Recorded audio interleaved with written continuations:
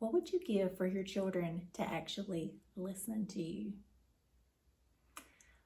That's what we're going to get into today. Welcome back, everybody, to Managing Mayhem, week number 3, Communicate Like a Pro. My name is Danielle Kelly, and I'm a parent coach. I help parents of children newly diagnosed with ADHD get their lives back. Before we get into communicating like a pro, you need to understand that our children's brains work slightly different than everyone else's. Our children's brains work off of dopamine.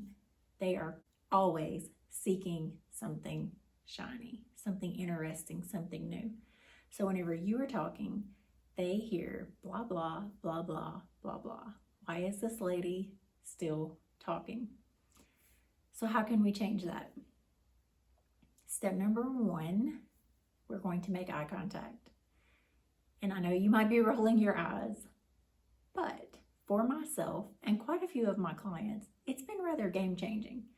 Last year, I worked with a grandmother whose grandson had ADHD and autism, and she was like, he doesn't listen. And I said, well, is he looking at you when you're giving instructions? And she was like, what do you mean? I was like, are you getting down to his level and making eye contact so that he can see you while you're giving instructions? And she was like, so I sent her on her way. She tried that for the 7 days that we were apart. I seen her again at our next session, and she said, oh my God, what a profound difference in such a small change on my behalf. She said not only is her grandson listening better, but she's also using the make sure you're looking eye contact with her sons and her husband. So I ask of you, step number 1, get down to their level, make eye contact, and give instructions. How are we going to give those instructions? Step number 2 is we are going to break them down into reasonable steps. As I stated earlier, your children's brains are always seeking something shiny, something interesting, something fun. So when you give them a vague task like clean your room, they're like, what? There's nothing shiny in there. There's nothing new in cleaning. I don't want to do that.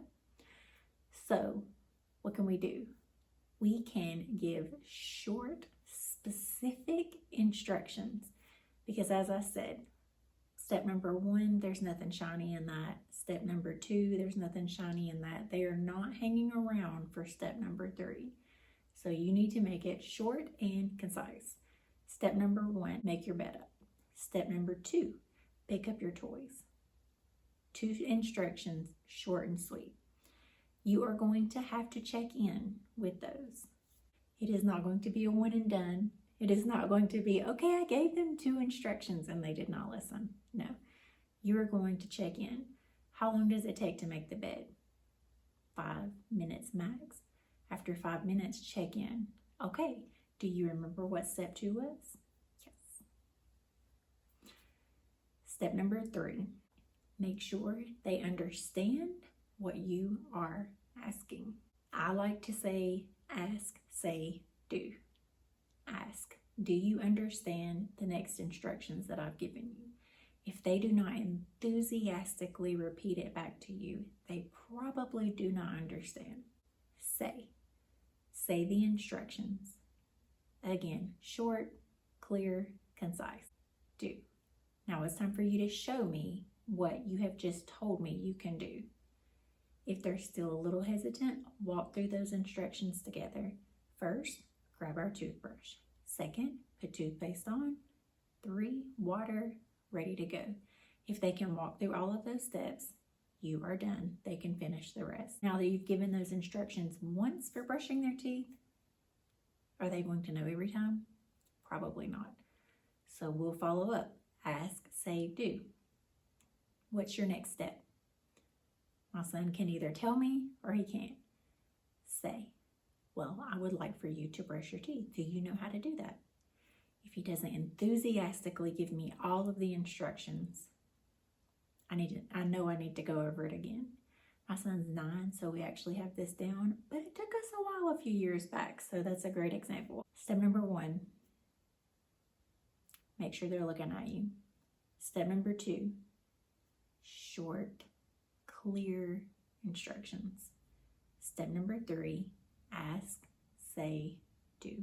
Ask them if they are aware of what they need to do and if they can do it. Again, it is not a one and done procedure. Your consistency, patience, understanding, and love in the matter means everything. So when you are frazzled, please remember week number 1, go over your breath work 4 by 4 by 4 until you no longer want to run away and scream. Remember that your child with ADHD is trying their hardest. I promise no child is out here disappointing you on purpose. They all want to please you, but especially the ADHD brain child wants to please you. They live off of that dopamine, of getting it right, of that praise. They want that. They are not intentionally trying to trigger you. They want to get it right just as much as you want them to get it right. If you have had success with any step so far in the 3 weeks that we've already covered, please let me know in the comments. If you have any tips for me on communication, on embracing the chaos, finding my zen, and creating a structure, please let me know. Again, I am not just a parent coach. I am on this ADHD wild roller coaster with you, and I need all the help that I can get. If you would like to work with me one-on-one, my calendar is always in the description and on my bio. I would love to help you take each of these steps a little bit further. I'll see you guys back here for step 4 in week number 4. And until then, good luck on communication and actually getting your children to listen.